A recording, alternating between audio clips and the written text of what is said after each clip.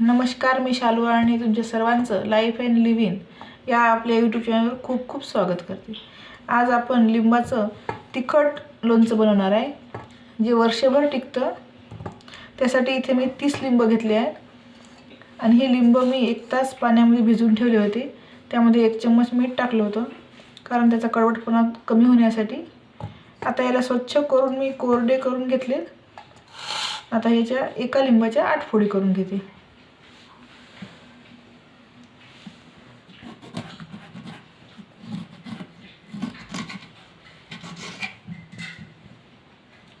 अशा 8 फोडी करून घ्यायच्या।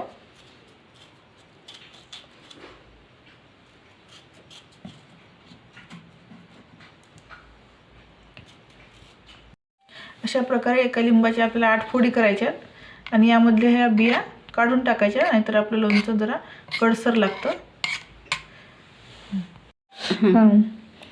30 लिंबाच्या लोणच्यासाठी इथं मी मेथी घेतली आहे 30 ग्राम। ही 30 ग्राम चटणी आहे लाल तिखट। इथे 1 चम्मच मी काळं मीठ घालणार आहे। हे 130 ग्राम इथे मीठ घेतलेलं आहे आणि इथं 2 मोठे चम्मच हळद घेतलेली आहे आणि हे 50 ग्राम इथे मी हे घेतलेली आहे डाळ, मोहरीची डाळ आहे। याऐवजी तुम्ही मोहरी पण घालू शकता। इथे डाळ घेतलेली आहे मी। आता हे सर्व आपल्याला भाजून घ्यायचं आहे। इथे मी गॅसवर एक पॅन ठेवली आहे, त्यामध्ये मी 1 चम्मच तेल घालते आणि थोड्या तेलावर हे मेथी आणि मोहरीची डाळ सर्व हे साहित्य मी भाजून घेणार आहे। सुरुवातीला मेथी घालते।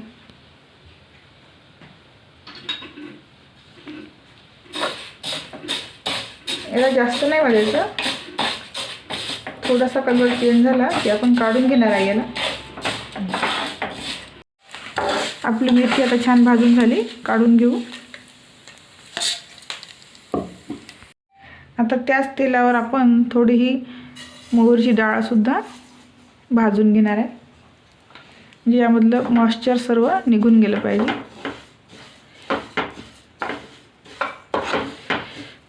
कुठेही आपण पाणी लागलं नाही पाहिजे, पाण्याचा अंश नाही राहिला पाहिजे, म्हणजे आपलं लोणचं खराब होणार नाही।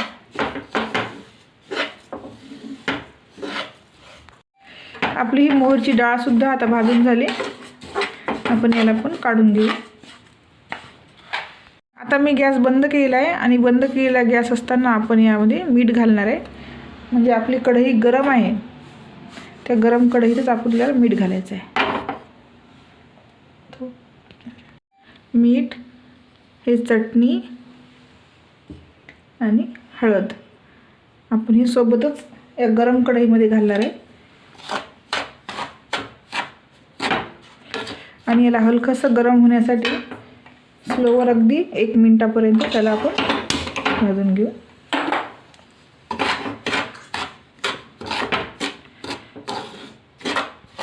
आणि मोहरीची डाळ भाजून घेतली ती, त्याला मी जाडसर मिक्सरमधून काढले आणि ते आता आपण यावर घालणार आहे।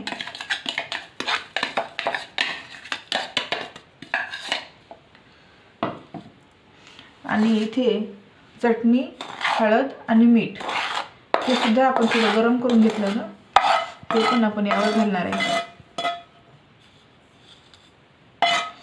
आता हे सर्व जिन्नस चांगले मिक्स करायचे।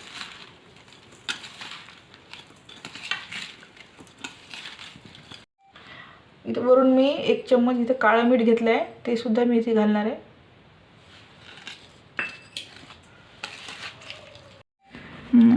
आपल्या 30 लिंबाच्या लोणच्यासाठी आपल्याला साधारण 400 ते 500 ग्राम तेल लागेल, म्हणजे आपल्या फोडीच्या वर तेल आलं पाहिजे, म्हणजे आपलं लोणचं खराब होणार नाही। आता इथे मी तेल गरम करायला ठेवलं। हे तेल छान कडकडीत गरम झालं की त्यामध्ये आपण हिंग घालणार आहे। 1 टीस्पून हिंग घालायचं आहे आणि याला रात्रभर असंच थंड होऊ द्यायचं आहे आणि मग सकाळी आपण लोणच्यावर हे तेल घालणार आहे। आता आपलं तेल हे कडकडीत गरम झालं। आता मी गॅस बंद केला आणि यामध्ये घालणार आहे मी 1 टीस्पून इथे हिंग घालणार आहे। हिंगामुळे आपल्या लोणच्याला चव पण छान येते आणि जास्त दिवस टिकतं पण आपलं लोणचं. आता हे रात्रभर असं थंड होऊ द्यायचं तेल आणि नंतर सकाळी घालायचं लोणच्यावर. मी हे लोणचं आता इथे या भरणीमध्ये भरून ठेवलं आणि यामध्ये आता तेल पण टाकणार आहे. हे लोणचं मी आता भरणीत भरलं आणि यामध्ये आता मी तेल पण टाकत आहे.